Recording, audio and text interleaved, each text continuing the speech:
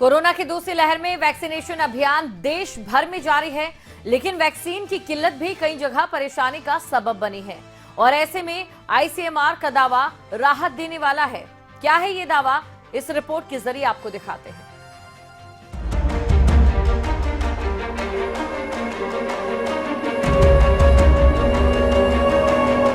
Corona की दूसरी लहर का प्रकोप अब लगातार कम हो रहा है और ये वाकई राहत की बात है।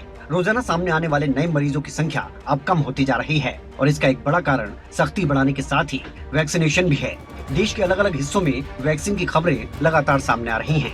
कहीं रजिस्ट्रेशन के बाद लोगों को वैक्सीन नहीं मिल पा रही, तो कहीं दूसरी डोज के लिए भी लोग बांट जोड़ रहे हैं। इस बीच आईसीएमआर के प्रमुख ने एक बड़ा दावा किया है। आईसीएमआर की माने तो जुलाई के मध्य या फिर अगस्त की शुरुआत तक देश में बड़े स्तर पर वैक्सीन उपलब्ध होगी और अंदाजा लगाया जा रहा है कि देश में दैनिक आधार पर 1 करोड़ डोज रोजाना मिल सकेगी, जिससे कि जल्द ही वैक्सीनेशन को बड़े स्तर पर ले जाया जाएगा और जो लक्ष्य देश की जनता को वैक्सीनेट करने का बनाया गया था वो जल्द ही हासिल हो सकेगा। सरकार का यही प्रयास है कि साल खत्म होते होते एक बड़ी आबादी को वैक्सीनेट किया जाए।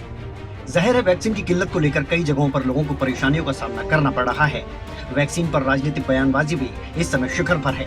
विपक्ष की तरफ से केंद्र सरकार पर लगातार वैक्सीन की कमी को लेकर कई तरह के आरोप लगाए जा रहे हैं, तो वहीं सरकार भी लगातार राज्य सरकारों से अपील कर रही है कि महामारी के इस दौर में मिलकर काम करना है। ऐसे में आईसीएमआर की तरफ से जो बयान सामने आया है और जो दावा किया जा रहा है वो वाकई राहत वाला होगा।